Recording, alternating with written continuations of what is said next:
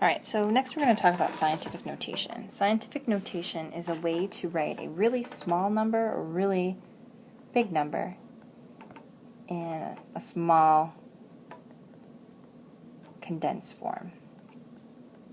So up here you're going to see this value of a, which is always between the numbers 1 and 10. It can equal 1, but it can't be bigger than 10.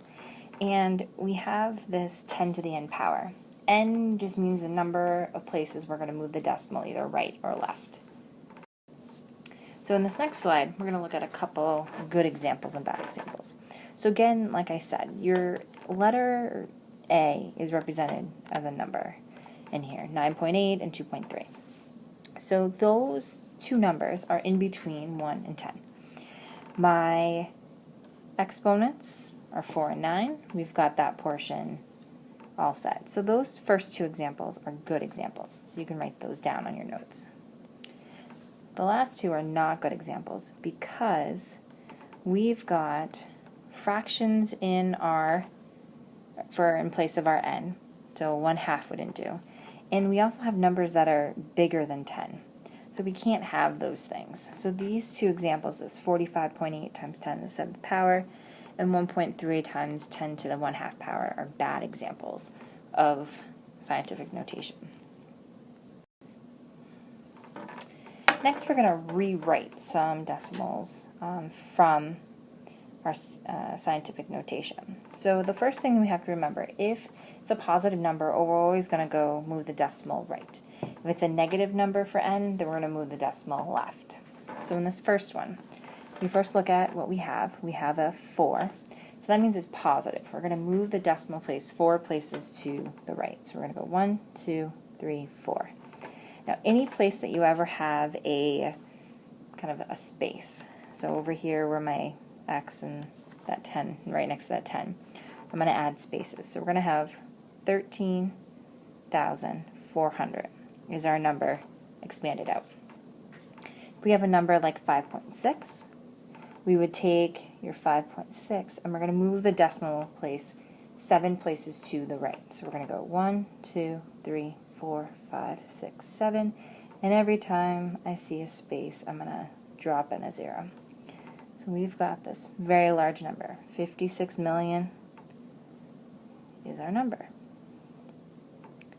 In the last example, we've got a negative value for exponent. So that means we're going to move our decimal place to the left. So we're going to go 1, 2, 3, 4, 5.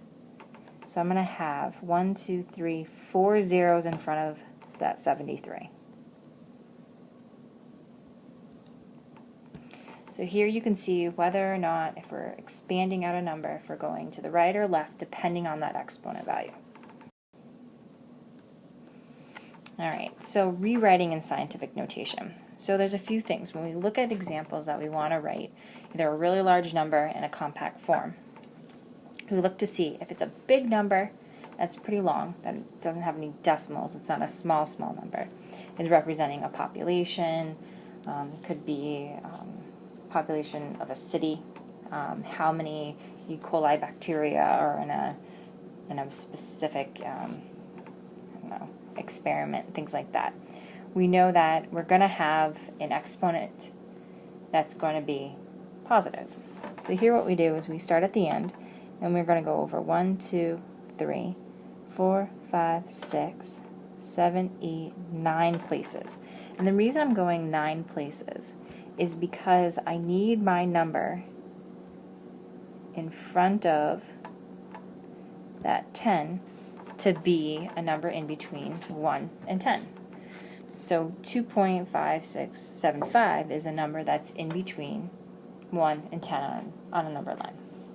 In our next one, I'm going to take my decimal place and I'm going to move it to the right 1, 2, 3, 4 places, because now I have 7.65 as a number that's between 1 and 10.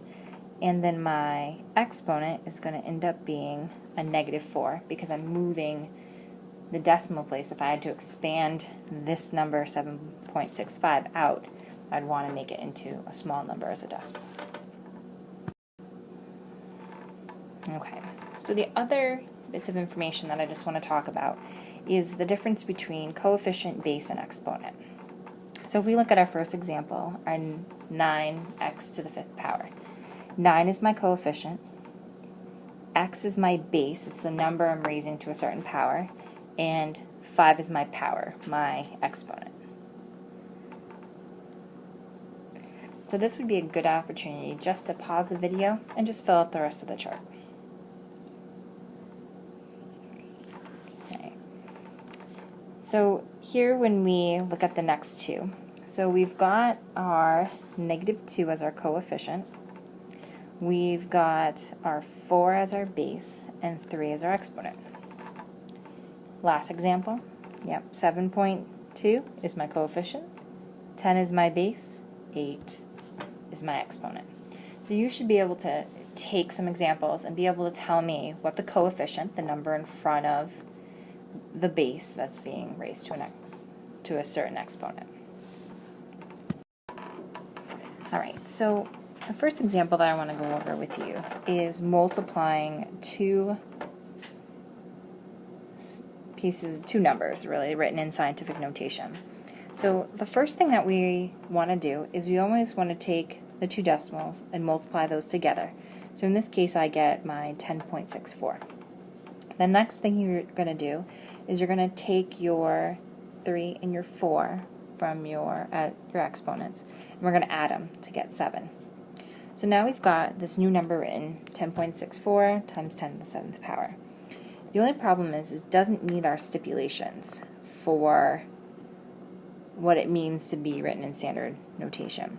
So we actually have to move the decimal place from the 10 to be between the 1 and the 0. So that changes what our number is going to be.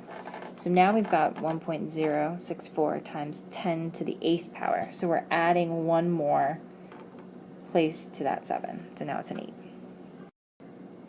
Okay, so same thing kind of goes along with division.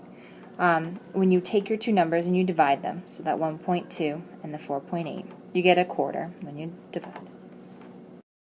Then you go and you take your exponents, that -1 and -4,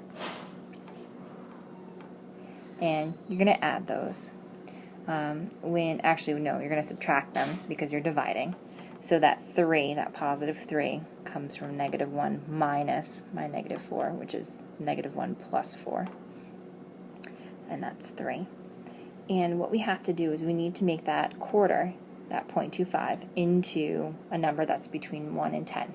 So we're going to move that decimal place over, therefore taking away one of those exponents. So that 3 now becomes a 2, and you have 2.5 times 10 to the 2nd power. Alright, last few examples. I'm going to have you guys look at these 3 examples, try these, and the next time you come into class, we'll talk about them.